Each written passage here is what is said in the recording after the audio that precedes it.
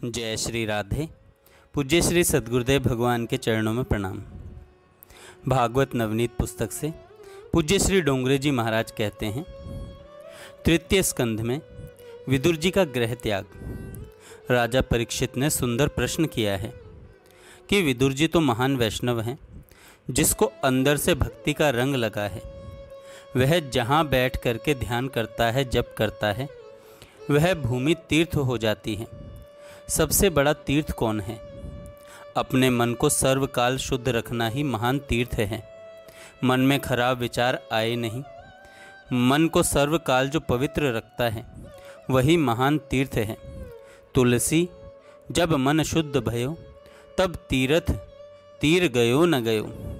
विदुर जी तो महान वैष्णव हैं, उनका मन शुद्ध है, अंदर से भक्ति का रंग लगा है। ऐसे भगवान के भक्त जहाँ बैठ करके ध्यान करते हैं, प्रेम से पूजा करते हैं, भगवान के स्मरण में तन्मय होते हैं, वह भूमि तीर्थ हो जाती है। जिसको भगवान का आनंद मिला है, उसको तीर्थ यात्रा करने की बहुत इच्छा नहीं होती। बहुत घूमने से मन चंचल होता है। बहुत घूमना अच्छा नहीं है। एक ही जगह में बैठ करके शांति से ध्यान करो। प्रेम से प्रभु को मनाओ। प्रेम से भगवान के पूजन स्मरण में तन्मय हो जाओ। आपका घर तीर्थ बन जाएगा। विदुर जी घर छोड़कर यात्रा करने के लिए क्यों गए? विदुर जी को यात्रा करने से क्या लाभ है? वे तो महान वैष्णव हैं। मैत्रेय ऋषि ने विदुर जी को जो उपदेश दिया, वह कथा सुनने की इच्छा है। सुखदेव जी महाराज वर्णन करते हैं, राजन, विदुर जी को घर छोड़ने की इच्छा तो नहीं थी। घर में एक ऐसा प्रसंग हो गया कि विदुर जी को घर छोड़ना पड़ा। धृतराष्ट्र ने पांडवों के साथ बहुत अन्याय किया था। पांडवों को लाक्षागृह में जलाने का प्रयत्न किया। विदुर जी को अच्छा नहीं लगा। विदुर जी ने धृतराष्ट्र से कहा है, तू चोर है, चोरी करता है। ताला तोड़ करके जो ले जाता है वही चोर है। अरे ताला तोड़ करके जो ले जाता है वह चोर का सरदार है। चोरी अनेक रीति से मानव करता है। शास्त्रों में तो ऐसा लिखा है कि बहुत कम परिश्रम करके जो ज़्यादा पैसा कमाता है, एक प्रकार से वह चोर ही है। परिश्रम के अनुसार पैसा कमाए, यह उचित है। मेहनत बहुत कम करता है और पैसा ज़्यादा कमाता है, यह चोरी जैसा ही पाप है। शास्त्रों में लिखा है, वृद्ध माता पिता की जो सेवा नहीं करता वह चोर है। भगवान को भोग लगाए बिना जो खाता है वह चोर है।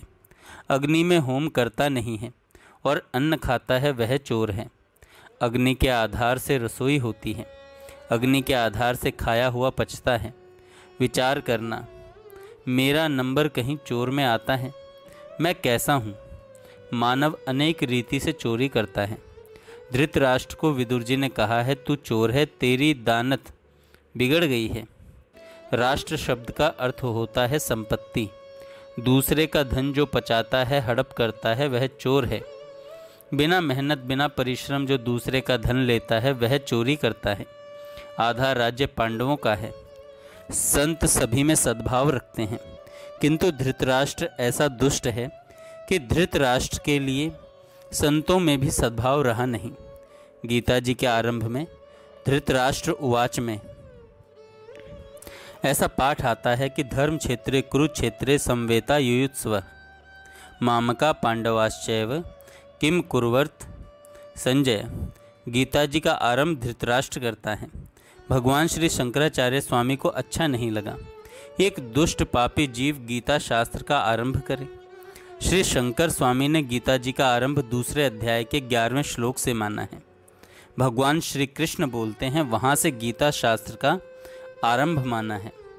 पहला अध्याय और दूसरे अध्याय के 10 श्लोक छोड़ दिए।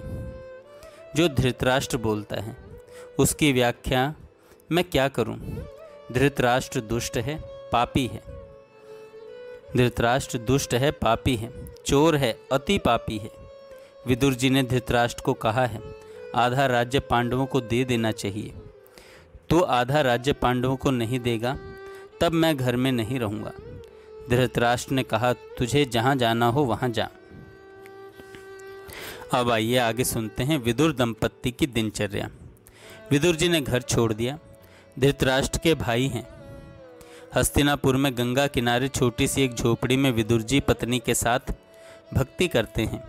पति पत्नी ने ऐसा कार्यक्रम बना लिया कि मन संसार के किसी विषय में जाए ही नहीं। मन आपका नौकर है। यह नौकर बड़ा तूफानी है। इसको किसी अच्छे काम में लगा दो, नहीं तो वह गड्ढे में फेंक देगा। तन और मन को किसी भी सत्कर्म में लगा दो, नहीं तो मन पाप करेगा। मन खाली होता है तब खराब विचार करता है। पति पत्नी ने कार्यक्रम ऐसा बना लिया कि एक क्षण भी मन को संसार में नहीं जाने देना है। आपका मन पाप करता है, वह आपकी प्रेरणा से करता है। आपकी प्रेरणा के बिना मन पाप नहीं कर सकता। मन स्वतंत्र नहीं है, मन नौकर है। मानव बोलता है मेरा मन बिगड़ा है। मन आपका है। आप अपने मन को किसी अच्छे काम में लगा दो, नहीं तो वह पाप करेगा। पति पत्नी ने ऐसा नियम लिया है कि प्रातः काल में 3 घंटे तक नारायण का ध्यान करना है। मेरे भगवान का श्रीअंग कैसा है, भगवान के नख कैसे हैं, भगवान के बाल कैसे हैं, भगवान की अंगुली कैसी है। भगवान के एक एक अंग में आँख और मन को स्थिर करना ही ध्यान है। संसार का ध्यान करने से मन बिगड़ा है। बहुत दान देने से बिगड़ा हुआ मन शुद्ध नहीं होता। श्रीमान लोग बहुत दान देते हैं, ठीक है, पर इससे मन शुद्ध नहीं होता है। मन बिगड़ा है संसार का ध्यान करने से। वह मन जब परमात्मा का ध्यान करता है तब सुधरता है। विदुर जी पत्नी सहित 3 घंटे तक भगवान नारायण का ध्यान करते हैं। फिर 3 घंटे तक भगवान बाल कृष्ण लाल की पूजा करते हैं। जंगल से फूल तुलसी ले आते हैं। भगवान का फूल से श्रृंगार करते हैं। विष्णु सहस्त्र नाम का पाठ करते हुए श्री कृष्ण चरण में तुलसी जी अर्पण करते हैं। मन से सुंदर सामग्री बना करके भगवान को भोग लगाते हैं। आँख बंद करके दर्शन करते हैं। मेरे बाल कृष्ण लाल धीरे धीरे भोजन कर रहे हैं। 3 घंटे तक पूजा करते हैं।